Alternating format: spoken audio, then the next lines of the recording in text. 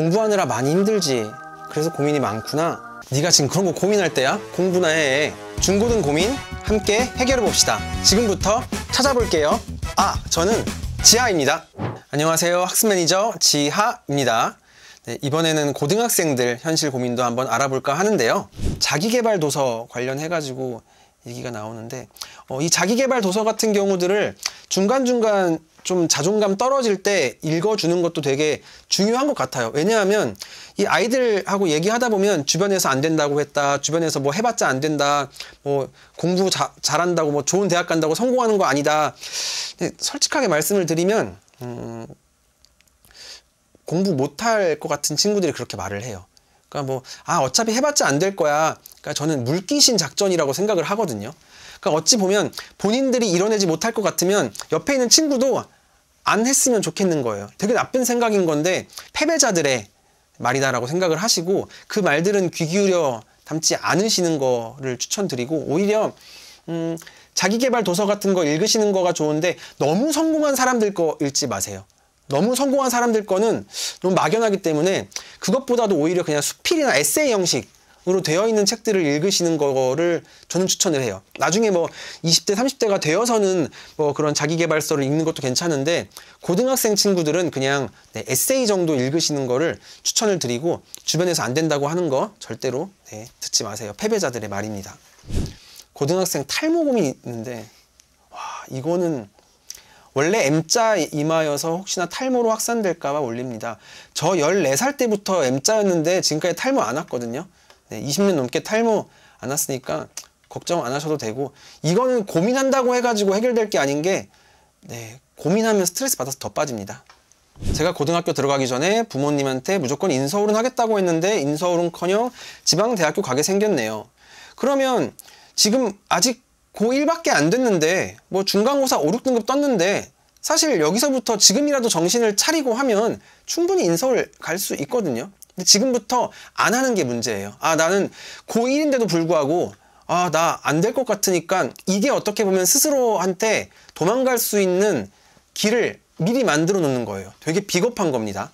그렇기 때문에 지방대학교 가게 생겼다라고 한다면 그러면 내가 앞으로 더 어떻게 열심히 노력해서 어떻게 구체적으로 할지가 중요한 거지, 스스로 도망갈 구석을 만들지 마십시오. 부모님에게 약속을 못 지킨 것 같아 죄송스럽고 부모님한테 죄송스러울 필요 없고 본인의 인생을 본인한테 미안해 해야 되는 거 아닌가 싶어요.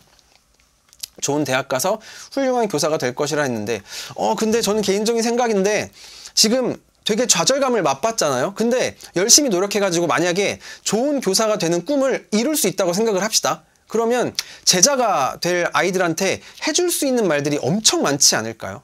그렇기 때문에 그런 것들을 생각하면서 이 꿈이 멀어졌다고 생각을 하지 않았으면 좋겠어요. 고등학생들이라 아무래도 진로 고민 구체적일 수밖에 없는데, 그 적성이라는 게 그림이랑 글 쓰는 것 같은데 현실적이지 못한 걸까요?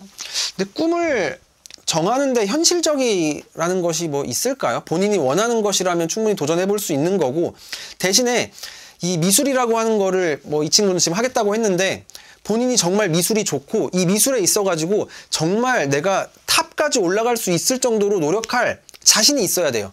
그냥 일반 공부보다 예체능이 더 힘들 수 있거든요. 많은 친구들이 공부하기 싫어서 예체능으로 도피하는 경우가 있는데 이 경우는 100이면 100 실패합니다. 예체능 하는 친구들도 진짜 악바리처럼 하는 애들 정말 많아요. 그렇기 때문에 각오를 단단히 하고 해야 될 것 같고, 부모님이 이과 계열로 가는 것을 기대 중이신 것 같다. 아까 말씀드렸죠. 부모님이 원하는 삶을 살기 위해서 공부를 하는 것은 안 돼요. 그게 가장 중요하지 않을까 싶어서, 본인이 후회하지 않는 결정을 내리고 싶다라고 한다면 각오가 되어 있다면 용기를 내는 것도 좋지 않을까 싶어요. 제가 얼마 전에 어떤 연극을 봤는데 바닷물을 썩지 않게 하는 것은 3%의 소금이라고 해요. 그 용기를 이제 가지는 것도 굉장히 중요한 건데 그 용기에는 책임감이 따라야 할 거예요. 그리고 어머님들, 아버님들께 말씀드리고 싶은 거가, 그 아이들의 용기는 물론 이 아이가 기질적으로 타고나는 것도 있겠지만 상호작용의 결과라고 생각을 합니다. 뭐 예를 들어서 이 친구를 한번 생각해 봤을 때, 엄마 나 미술 쪽으로 진로를 바꾸고 싶어 라고 했을 때 만약에 엄마 아빠가 무슨 미술이야 공부나 해 이렇게 됐다라고 한다면 이 친구는 나이가 들어서 나중에 뭔가 결정을 해야 될 때도 선뜻 용기를 내지 못할 수도 있겠다라는 생각을 하기 때문에 그거에 대해서 한번 참아주시고 왜 그렇게 생각을 했는지, 그렇다라고 한다면 어떠한 계획들을 가지고 있는지, 목표가 어떤지에 대해서 한번 들어주시는 시간도 필요하지 않을까 싶습니다.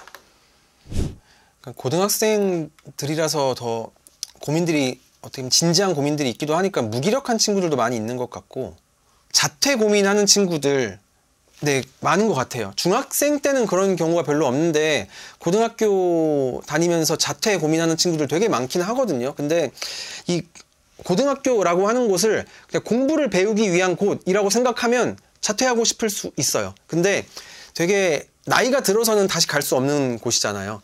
고등학교라고 하는 곳, 학교라고 하는 곳이 그 안에서 보내면서의 생활들 되게 의미 있고, 친구들이랑 같이 매점 가고 같이 점심 먹고 나가서 축구하고 뭐 수학여행 가고, 이거는 나이가 들어서 절대 못하는 거거든요. 그렇기 때문에 그냥 공부하는 곳이라고 생각하지 말고 그냥 놀이터라고 생각을 해보고라도 다니는 걸 추천을 합니다. 자퇴하는 것은 네, 뭐 입시에 있어서의 뭐 불리함과 이런 것들을 생각하지 않고라도 네, 다녔으면 좋겠어요.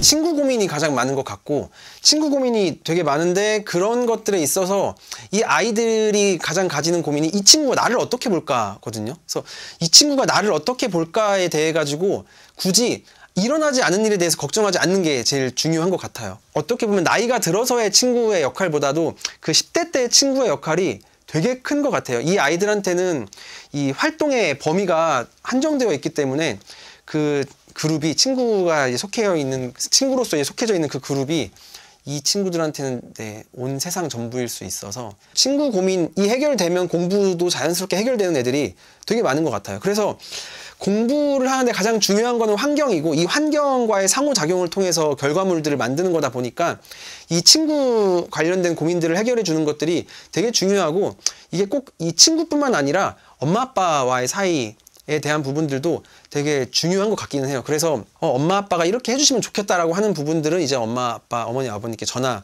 드려가지고 설명은 드리는데, 네, 사실 학생들한테는 엄마 아빠한테 말 안 할 거야. 그리고 이제 네, 어머니 아버님께는 이제 아이한테는 이제 이거 알고 있는 거를 모르는 걸로 해달라, 저랑 통화한 거를 모르는 걸로 해달라, 이렇게 해서 약간 스파이 아닌 스파이처럼 네, 그렇게 관리를 하고 있습니다. 고등학생 현실 고민, 현실 도피 회피. 근데 많이 나오네요. 미루는 습관, 학교 과제부터 다른 사소한 것까지. 아, 이게 중학생들 같은 경우는 뭐 과제나 이런 거가 그렇게까지 중요하지 않을 수는 있어요. 근데 고등학교부터는 수행평가나 이런 과제들이 비중이 굉장히 많다 보니까 미루면 안 되는 것 같기도 하고, 시험이 한 달 남았다고 가정했을 때 3주 전부터 해도 넉넉할 거야. 한 6주 전부터 해야 됩니다. 자기 합리화하고 미루다가 자기 합리화가 통하지 않을 때쯤 아예 해야지 하는 마음도 사라져 버려요.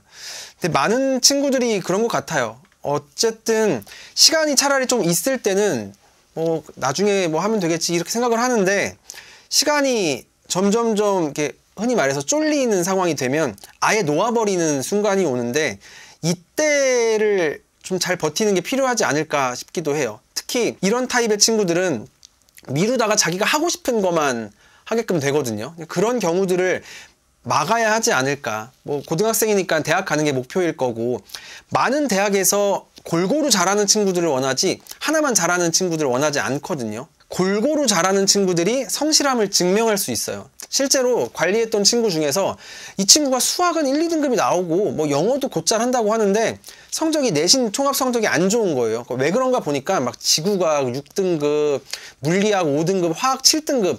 근데 이 친구가 머리가 나빴으면 수학이랑 영어를 못했겠죠.